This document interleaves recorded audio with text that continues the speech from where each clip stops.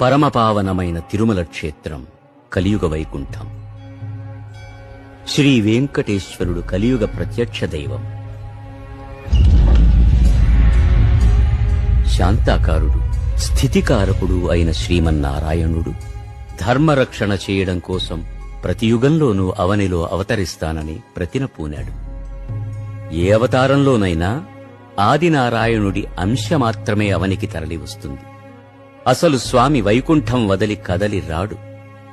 ఆ అంశారూపంతోనే త్రేతాయుగంలో శ్రీరామచంద్రుడై ఉద్భవించి ఉన్నత విలువలను ఉద్ధరించాడు.